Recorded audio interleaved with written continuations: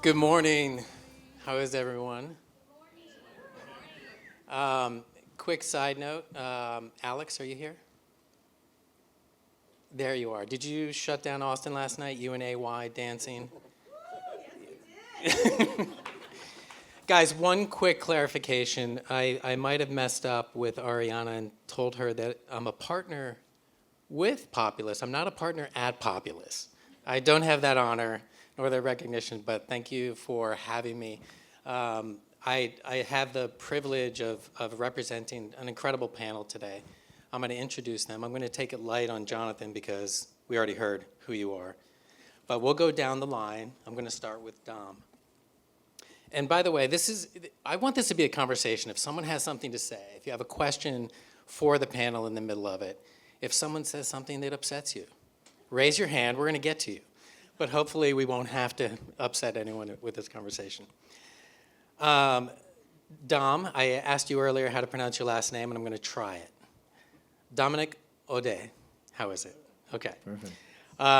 Dominic is the co-founder and chief innovation officer at Moment Factory. Moment Factory is, I would call, the sort of multimedia architect to some of the best physical experiences you've ever seen. He has quite the client list, including Universal, Disney, and Sony, and I'm a little bit of a fanboy because he worked very closely with Trent Reznor on the development of multiple concert, I guess they would be a series? Could we say a series in developing what that experience is like? By the way, have you ever worked with Metallica? No. Okay, Michael, I'm sorry. That was for you. We have a big Metallica fan here. Moving on, Winka Dubbeldam, who I call Winka, erroneously, and I have for decades. She is a powerhouse, and we're so happy to have her. Architectural designer and academic, founder of Archi-Tectonics out of New York, but recently located to Los Angeles, to my joy, because I live in Los Angeles, so I get to see her more. She's very well known for innovative digital technologies, material research, and sort of architectural systems. We're going to talk about a bit of your work later on, but I want to also touch upon the fact that she's one of the foremost academics in the world. She has been involved with Columbia University, where we met.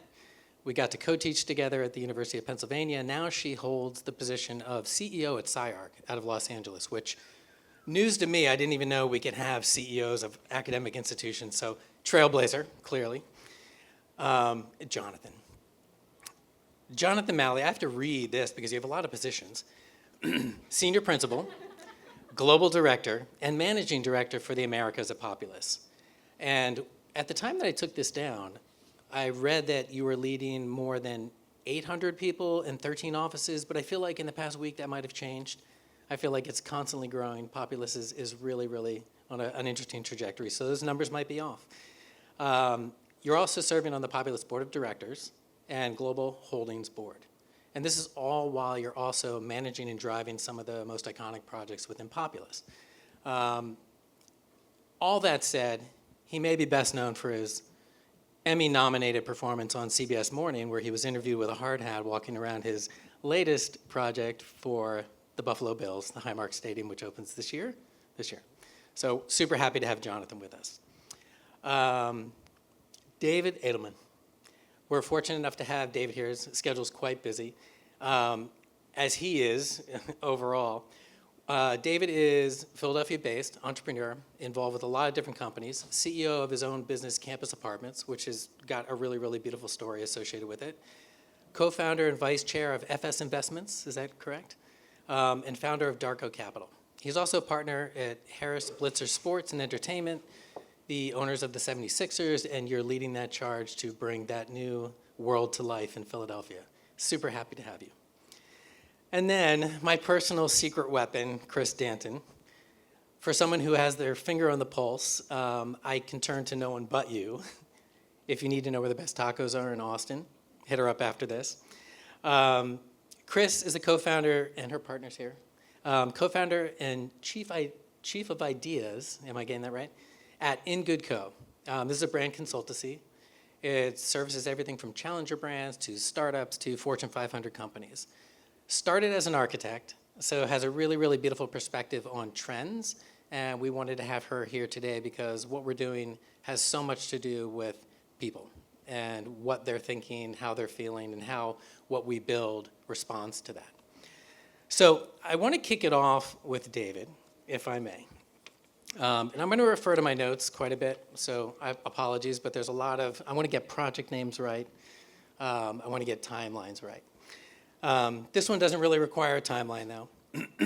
I want to talk about the 76ers.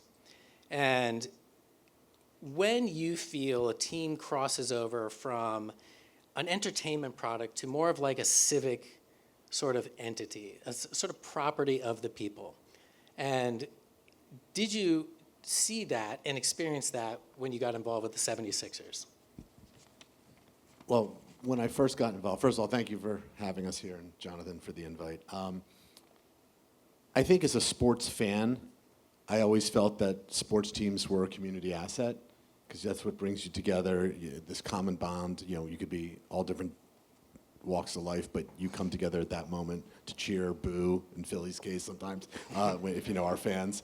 But when I joined ownership, you really understand that, because you understand the passion of a city, the fans, the community, and their expectations. And I think about like the hopes that winning brings to a city, or a championship brings, lifting people's spirits, things like that. So, my partners and I, we always say we're just stewards of this franchise for a defined period of time, hopefully a long time. But it really is a community asset. And I think you have to think about sports that way. And because that's the only way you create that partnership of them wanting to, come into your building, or in our case, the building, we're working on, to come together to make something different, to have that energy, to have feeling, to have compassion. Especially, maybe we'll talk about this, in the world of AI, I continue to say that you are not going to replace live entertainment, okay? They'll try, people will come up with these great ideas, but coming in a building and being there and experience it is unmatched. That's really beautifully said. I think what we have as an advantage to a professional sports team is that we see the long haul as fans. An investment in the community. I know for the next 20 years I've got this place to go and to sort of pay homage to something that I love. Contrast to that, we have things like the Olympics. I want to move over to Winka. She had an incredible project for the 2023 Pan-Asian Games. Is that the correct name of it? Asian Games, yeah. The Asian Games. And you approached this in a really, really beautiful way. You didn't think about what a fan base would want. You had to think about something that was of the moment, for a very specific context. We often see projects like that fail. We see Olympic villages that are desolate. We see programs that just can't adapt to what the community really needs after the games. Can you talk to us a little bit about how you approached that project and you used that knowledge to change the way that you designed? Yeah, thank you, Dean. That's a great question. So you have to imagine we're a New York office. We're not that large by choice, because we like to do research and we like to be non-standard. And when we got to be in this invited competition, which was basically a whopping mile-long park and 7 buildings, which had to be built in 4 years, it was kind of daunting. And the best way I could think around it, and which I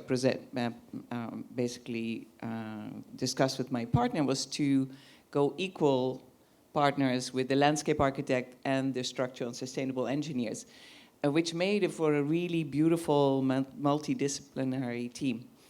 And it started the idea of doing a non-standard kind of state. We have 2 stadiums also. So the program was 2 stadiums, fitness center, exhibition center, shopping mall underground, which the Chinese love, and 2 parking garages.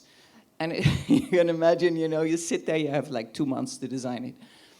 And so it became a really beautiful thing where you're kind of building nature and buildings and everything at the same time. The government had stipulated a sponge city, which essentially for the big cities is really important. It kind of absorbs, filters, and retains the groundwater for the city and for the future of the city.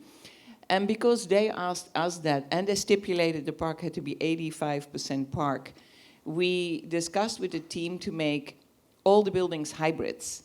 So that means that every building was built for the future of the city, and we kind of loaned it back for 2 weeks to the Olympics. And we designed, so one building, for example, is a concert hall, and then even the seating is designed to be kind of a hybrid between the seating of the Olympics, following all the Olympic rules, and to feel like it could be a concert hall. And so we did that for every building. The one was really beautiful. It was the shopping mall we made into a green connective valley because park was divided by a road and a river. So we had incredible amount of infrastructures. We had 8 bridges, a viaduct, an aqueduct.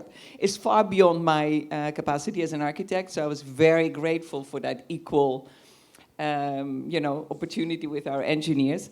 But yeah, so what was beautiful is that we actually won because we proposed that. And I thought that was really touching that the government went full on in. And I think what was kind of unexpected for us is 1 or 2 of the buildings were temporal. And the Chinese government got so excited that they actually made all the buildings permanent. So we have now a community center, the concert hall, the shopping center that's a green valley going under the viaduct and aqueduct, and then all the other buildings which we call earth buildings because they're kind of tucked under nature. So yeah, it was an amazing opportunity, and we built that straight through COVID. So that was kind of entertaining. I mean, I love this project because of the adaptability of it. And I think that we all struggle as designers to think about how we put something into the world that not only will serve that immediate purpose, but how can we allow for the appropriation of it? And we can't plan around that, but we can plan around the ability for it to be appropriated, the flexibility of it. And we can imagine their futures as well as we can, but it's really going to be defined by the spectacle that happens in it. But speaking of spectacle, we need to talk about, with Dom, the idea of spectacle. I don't think that anyone but Moment Factory understands spectacle best. I'd like to talk to you about what it means to build for the spectacle of the moment, but then to think about how you use that same context to carry on into the future. Designing for the moment, carrying through the future, all through the type of work that you do, which is not the buildings themselves, but the sort of activation and engagement layer for the public. Well, when we design it depends on scale, but talking about entertainment district or big sports venue, it's a massive venue. So when we approach the design of it, it's really, the complexity is to play with scale and program so that you can have like massive amount of people coming for a day, for a big event. But also on the scaling, the resident can come during the week, but it's smaller pods of appropriation, so you don't feel that it's an empty space. So using the technology to be able to leverage that scaling, but also for the program. So the programming, the content, so to have tech, and now with content, which used to be very expensive to produce new content on demand for every time, but talking about the AI, now the cost of production for these location is going drastically down. So you can like always adapt the content for like creating these memories over there. So even if it's a permanent installation, the public, if it's not residents living on the space, they live it as moments. So it's a series of memories. So that's what's branding and makes you recognize and remember that space. It's all the events that you went. So even if it's a permanent infrastructure, it's made to program a series of moments, always like the events. So it's always thinking about the events, even if it's permanent. What's more exciting to you guys at Moment Factory? Is it designing Madonna's halftime show for the Super Bowl? Is it the closing ceremony? Is it the Tokyo Olympiad? Or is it the projects that show up at like the Bradley International Terminal at LAX that are permanent? The most exciting is the music. This is our DNA. We come from the music world, so that's the most exciting. But we're doing theme parks and any like a lot of location-based entertainment. But if your question is the most exciting, it's still the music. So now we're doing like K-pop and Billie Eilish. Are you biased though, because you are a former DJ, VJ? But this is our DNA. So this is Yeah. why we never went online and full digital, like doing websites or video games. We never done this. We're mastering this technology, but always for the live. This is why like Point Factory at the beginning was a collective, not a company. Fun side note, for someone that is so savvy with the tools and technology and digital media, you have only one post on your Instagram account. Is this true or false? Yeah, but that's exactly what I was saying. Like, I'm really into like public and like live celebration in public with a lot of people. Right? So we started doing rave parties at the beginning, but the digital connection online, I never was attracted to it. So I don't have a Facebook account. I have one post Instagram. So I don't have this attraction to the virtual connection, and it's not a strategy. It's just been how I was since the beginning. So I kind of pushed it was only for the location base. Yeah, and it was my strategy to do exactly what you did, is tee up Jonathan with a question. We talk at Populous about the power of live all the time. And when we think about what Dom just said, we have a lot of competition. We have streaming, we have social media, but you have a very, very particular position and vision on what the power of live is. Can you share that with us? Yeah, and I think it's tied to what David started to bring up before, which is we're dealing in this time of AI, right? And that just for me, and I think many of us, triggers the word authenticity. So I think, you know, AI is this tool, and it should be about the how, but not about the what. And the what needs to remain authentic. You know, I think that that is the most important thing. And when we think about how we, you know, go about the design of our buildings, and, you know, we have to architect them, we have to deal with all the materials, we have to do all of that stuff, but at the end of the day, they're really these vessels that contain live experience. And that live experience could be about sport, it could be about music, it could be about a situation like this, where we remain connected. And, you know, that's something I think, you know, many of us who have kids that are, you know, so connected to their phones and so, like, you know, tunnel vision, that, and you can see, like, their social interaction is, you know, I'll just compare, like, not what I went through, you know, at that age. And so the more that I think people like us can promote the idea of live and connected, I think the better all of our work in this general broad industry, you know, will be. So it's something that I think we have to remain focused on, you know, double down on, just in terms of what it means to create a space and a place, you know, as we go forward. I really like that. I think that the real-time aspect of social media, especially when it comes to your kids and seeing that and kind of wrestling with it, I like how it also informs something else you've said in the past, that these spaces that you create, that Populous creates, are really considered cathedrals of memories. Can you talk to that a little bit, in contrast to live? Yeah, I mean, you know, if you go back to the history of the practice 45 years ago, they really were stadiums in a parking lot, right? And it was about this, you know, building this very technical, you know, structure that had very specific, you know, guidelines and rules in order to get tread depths and risers and all of that stuff perfected. But I think what's happened over time is you realize the more memories that are created in them, you know, we started thinking of them as these cathedrals for memories. It's much more than, you know, that technical building that you had to have in order to service a sport. So I think we're trying to double down on that, you know, and just really focus on that outcome of, you know, is what I was talking about before, just connecting everybody and creating memories, creating moments for people to share. Yeah, and that goes back to David's comments. Like, it's these communities that rely on that part of their culture, I think, demand it. And so it sets up a really, really nice formula that you're thinking through. But I want to move more into sort of trends. And Chris, you're up for this one.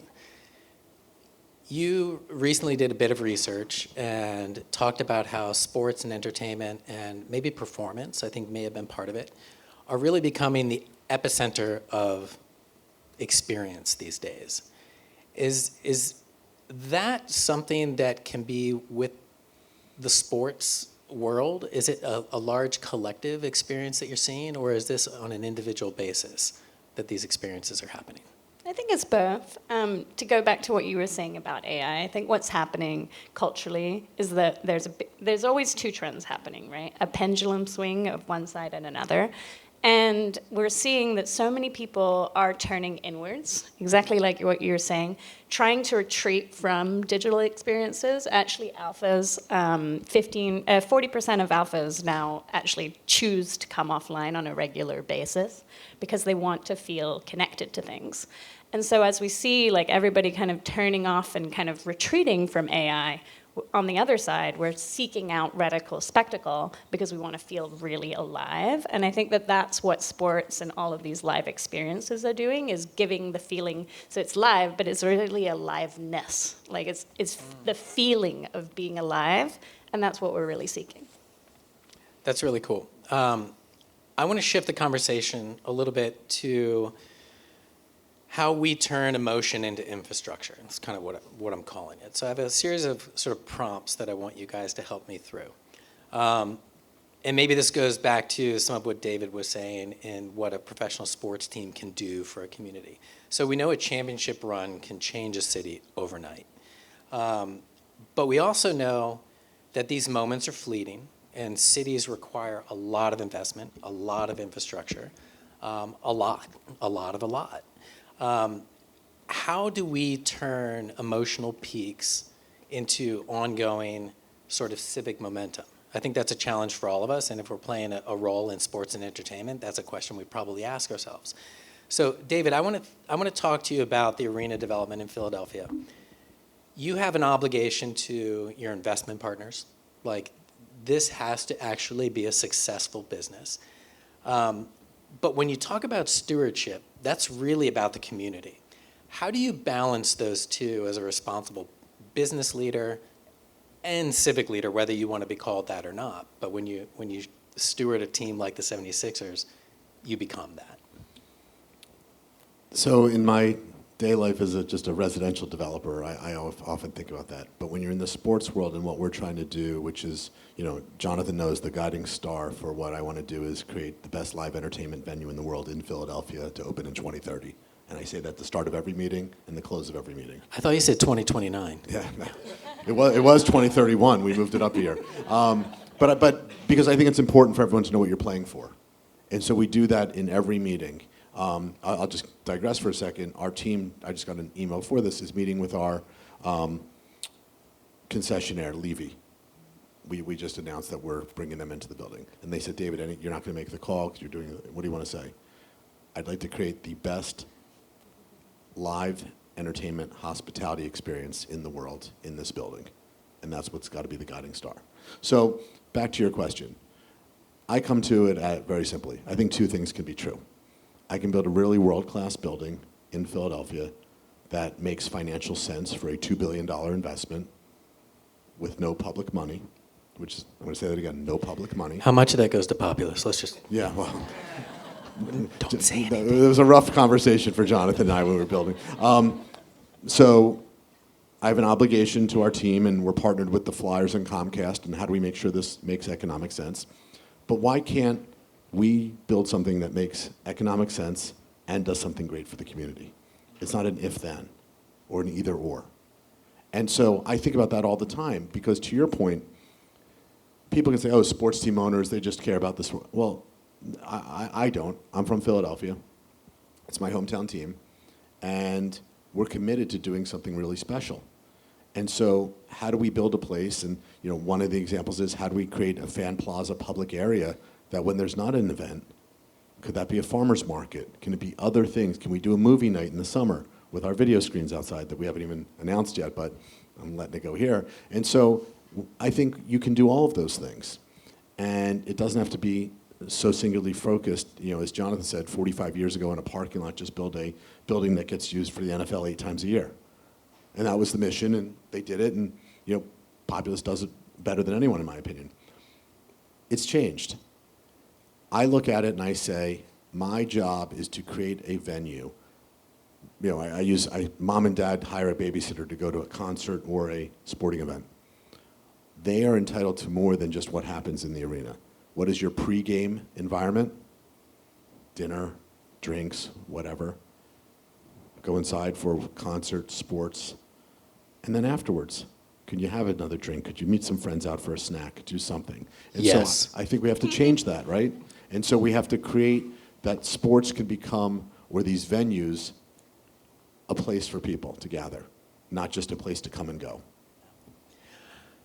You don't need to hear this from me, but I commend you on that perspective. I don't think that that is a common sort of position for ownership groups. I think a lot of it does typically fall back on the bottom line and the sort of fiscal performance of these spaces. So to be partnering with Populous, who also cares about those things, I can't wait for 2029, 2030.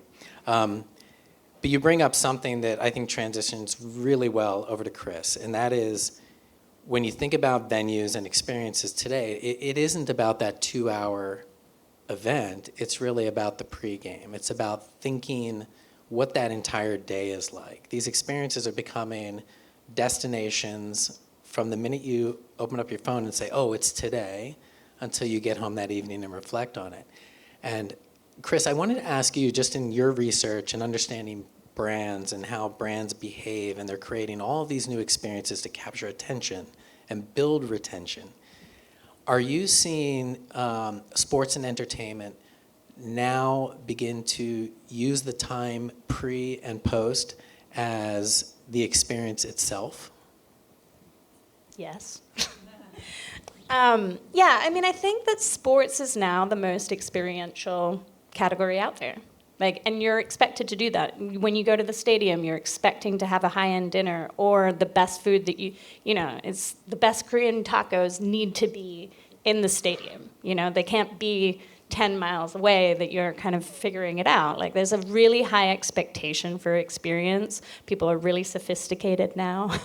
And they're sophisticated on every level. So silvers are really cool, and they are wanting really cool experiences. Alphas are really cool, and they want really cool experiences. And they want to share those experiences with one another. And I think that sports, what's interesting is that that is one of the few categories where you see all these age demographics coming together.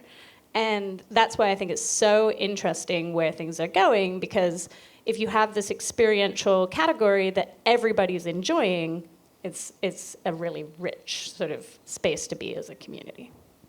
Do you think that these trends are happening across all scales? Like, we're seeing such a resurgence of things like run clubs, where people, A lot of run clubs.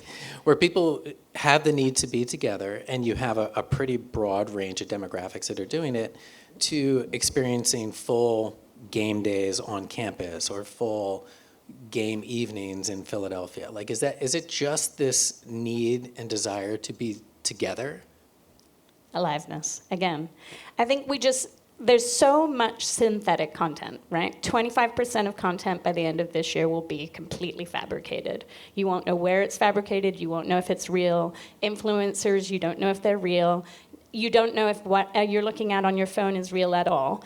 And the one thing that we have is that when you show up and you do something in person, like watch a sports game, you saw it with your eyes. And you know it's real. And real is it's a genuine human need. We need to know that we need trust. That's what makes you feel like you belong somewhere. And that's what these venues are actually doing. Like, it's really quite complex, like, when you think about it, but, on a surface level, it's just a good time and you feel alive. But the reason that you feel alive and the reason that it feels amazing is that we lack trust. Like, we need it, and these are venues to create belonging, create trust. Can I just add, because Yeah, I think please. what you're saying I totally agree with, but I think it's one step further. Yeah. I don't know how many people in the audience have a dog, but if you think about how your dog just wants to be near you, not even bother you, but they just want to feel your energy and vice versa, to me, that's what happens in these venues, is people pull off each other's energy.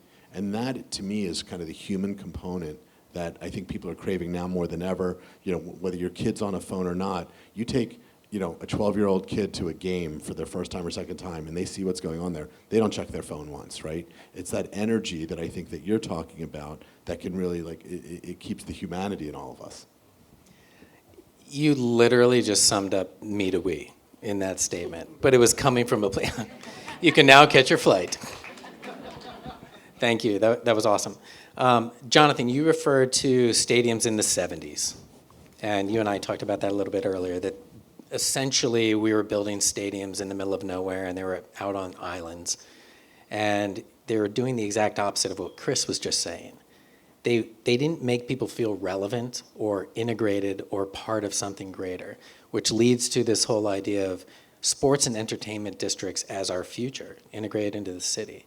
Can you talk about how that is sort of a priority for the projects that you're working on, and maybe the sort of demand from the civic entities and the ownership groups that are coming to Populous for help? Yeah, I mean, I think, in terms of demand, first and foremost, it comes from people. So everything that we're talking about, we are in this experience economy, and I think that that's what's driving the need, the wantingness for districts around the venues. So if we take that from the people side, from kind of ownership side, there's all different kind of levels of interest in this, but this is a $100 billion industry ahead of us, which is building districts around the venues. And I think Again, how much does Populous make us? not enough. I think that when you think about it, that it's more than a venue, more than just going to the game. How do you make something 365? David was hitting on it before. You want people to spend their time there. You want them to, live, work, play, bring it all together. And that's, I don't want to launch into sustainability in terms of, environmental, but it is what can be economically sustainable. It could be what's socially and culturally sustainable, is starting to think about these anchors and the districts around them. But the social and the cultural can lead to the financial. They all need to work together. And that's something I've seen in a lot of the work from Populous. It's not about how do we develop these so that revenue is basically a linchpin.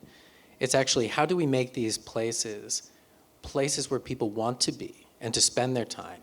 And then what comes of that, of course, is potentially fiscally responsible. But if that isn't even a piece of the equation, it feels like Populous is okay with that because you're changing the way that people experience. Is that an accurate way to look at what you're doing? I think so. And, a big question is, where are we doing these? Is it within the heart of the city? Is it on the periphery of the city? Is it even in a suburb? But in all of those different instances, it comes back to scale. How can you create an environment that draws people, to them, draws people together to experience life in a way that takes them off their phones a bit? And I think that that's what we really need to double down on. Winka. Yeah, no, I was thinking, I love what you're saying. And I was thinking when we built the park, we made it a very porous environment. We added also playgrounds and skate parks and whatever. But what we didn't expect was that the real estate around the park went 300% up, which was the weirdest thing. That is kind of these side effects, no? And that the shopping mall, which, I can't stand shopping malls, so hence we made it a Green Valley, actually started to be occupied by art galleries and by a comic club and a fitness center and a Starbucks, God forbid. You walk around, you're like, oh no.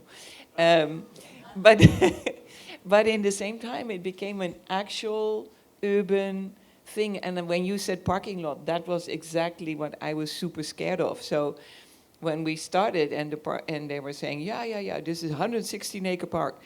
And I kept saying, but where are the trees then? And where are you going to get the trees? And I kept hammering on nature because I was mortified until I realized the area was a park before, and they had preserved all the trees that they took out. And they had a nursery on the edge of the construction site where they kept the trees with the roots in these burlap sacks.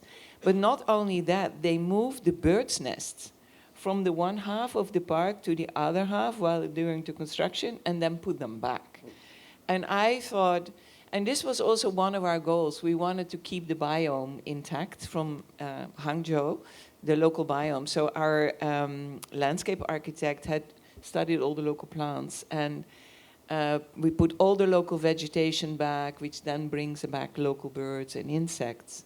And to us, it was the biggest surprise. I mean, not only that people love the park, but that we got the dragonflies back, which is one of those things, it's like you, as an architect, you don't necessarily, you think of it, you start it, and you instigate so many things, but then when you come back and you actually see people doing yoga in the park and like camping, and the dragonflies are back, and you're kind of thinking, wow, these moments when you have that clarity in a team that is multidisciplinary and you can tackle so many things in one jump, that is actually incredibly poetic. When you're saying like it's not AI, I had that. I filmed these dragonflies, and I was thinking, wow, this is one of those really special moments. When you stand still for a moment, you're like, wow, this actually happened.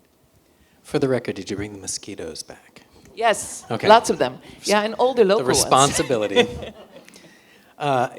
You speak about the permeability of these sites, and Jonathan was just speaking about it. You're speaking about it both in real-world experience. And I want to talk to Dom about this idea of permeability. The work that you do does have physicality to it, so you have to think about where it's going to be, how it's going to be.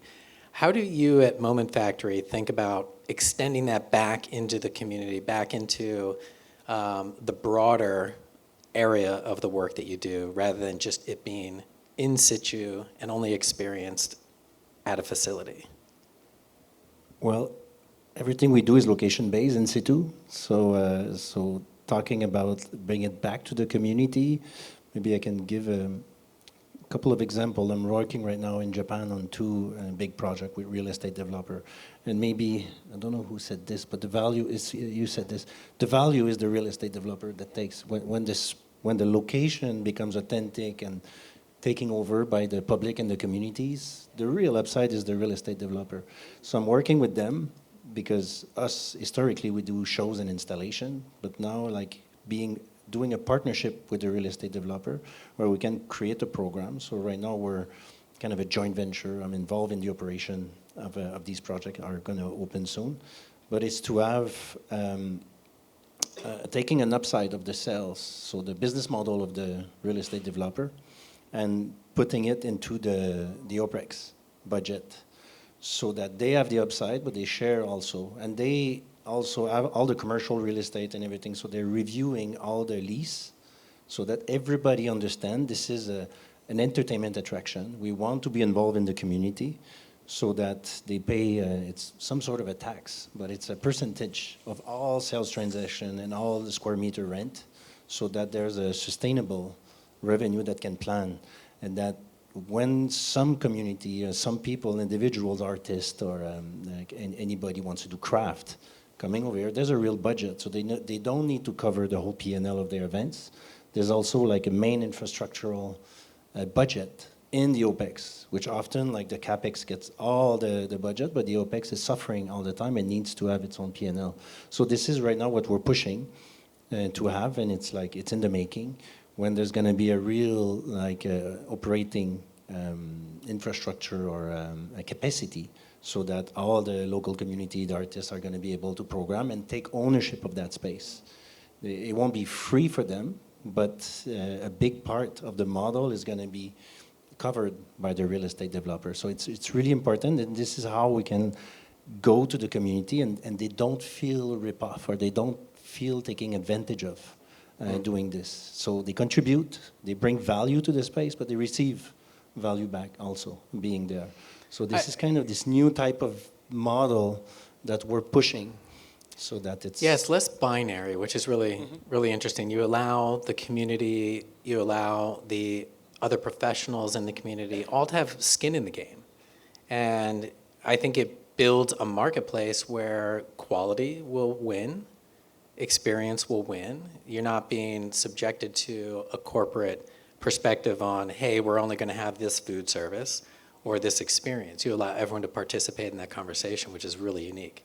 Yeah, and lots of inspiration is coming online with the video game, with tokenized and user-generated content. You know, it's a little bit like the UGC is a bit like the tailgate parties for the in sports industry. Like people, they go there and they democratize and they bring it themselves. But if you want to bring it inside, having this kind of value exchange, you know, it's not figured out yet. It's very complex. Yeah. But when we're starting with this like kind of tax, but I think it's the main challenge that we need to address, so that The locals are going to take ownership of the space, and it's going to be real ownership. It's going to be not going to be like a very momentary, so that they can come very often. And there's this society of interest that can participate in this. I mean, my own thesis is that designers are getting more and more involved with understanding business models and presenting new, unique ways of going about it.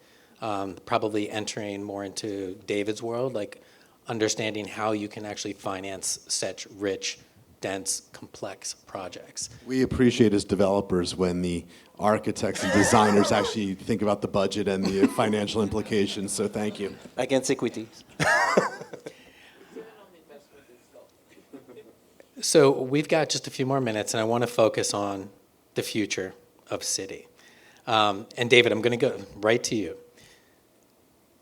We imagine the world that will happen in 20 years after a successful launch of the new arena.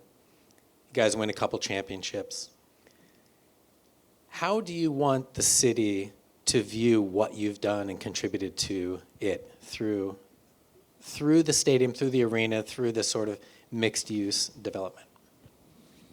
You're talking about legacy, and I think what we want as a team, my partners and I want, I think what we want is, one, for the city to be proud, right?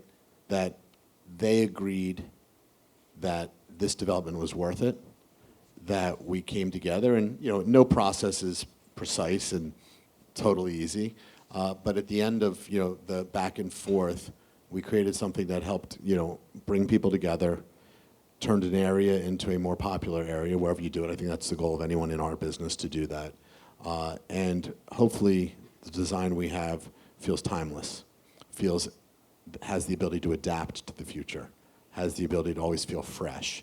And so, my sincere hope is that when I'm much older and going to games and hopefully winning championships, that I look around the building and the same feeling I have the first game I'm going to watch there, that I continue to have there. And I want the same thing for our fans, that it's not the same old, same old. And part of that is on the building itself, and then part of it is really kind of your world, the programming, the soft piece of that. How do you adapt it? I'll just tell one story because I made Jonathan go with me. Our partner in the building is Comcast. They own the Philadelphia Flyers, the hockey team. Well, Comcast also owns Universal and Universal theme parks. And so I went to the CEO of Comcast, Brian Roberts, who's a friend. I said, you just opened a $7 billion, it's called Epic, Universal Epic, so theme park. Can I go down there? And he's like, you're a little old to be going to theme parks. And I said, no, I want to understand the technology, the holograms, all of those things. Because in my mind, the soft programming is, maybe today we have a mascot that dresses up in that costume and he's fun and everything else, but maybe the future of mascots are holograms.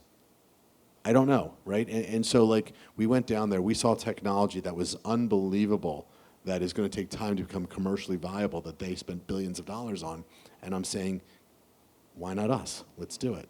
And so if you can adapt to the future, you can keep people engaged. The engagement's going to be the key, no matter what business we're all in, is we're in the people business. If you're designing something really special that has to stand the test of time, from the Olympics to a community, how do you do that? You're never going to get it precisely right, but you have to be able to adapt and kind of think about it. And so legacy for me is a place that people are still excited to come to and still feels fresh. That's beautiful. We're going to wrap on a question with Jonathan. Jonathan, the future arena, is it a building or is it a platform? Well, I guess it's a platform, right, Dean? It is a platform because I think that people will start to engage in these buildings in different ways. So it ties into what David was just speaking about. How will technology, permeate these buildings and just create these changing experiences? And how will these buildings connect to each other in multiple geographies simultaneously? There's a lot of discussion about buildings like the Sphere and its ability to connect with, let's say, other spheres around the world when that happens. I think we need to think of them as live connected sites and create a community that's not just local, but it's global simultaneously. And that's probably this next frontier. I mean, we got time zones to deal with and what have you, but there's a way to do it. And I think that that's part of the future. And a much more pragmatic thing, and I'm just going to mention it because it popped in ahead before, we were talking about the infrastructure around these buildings. When all the cars are driverless and they can drop you off and get the hell out, that's going to change these things too. It's going to free up the landscape, and it's going to free up, you know, the way to move through an experiential district that's going to change the game. And so what are we really, like, maybe 10 years away from like full stop, there's no cars showing up, and they're going off and drop, you know, parking somewhere else while they wait for you. I think that's, you know, I would have thought it would have like kind of progressed a little bit faster.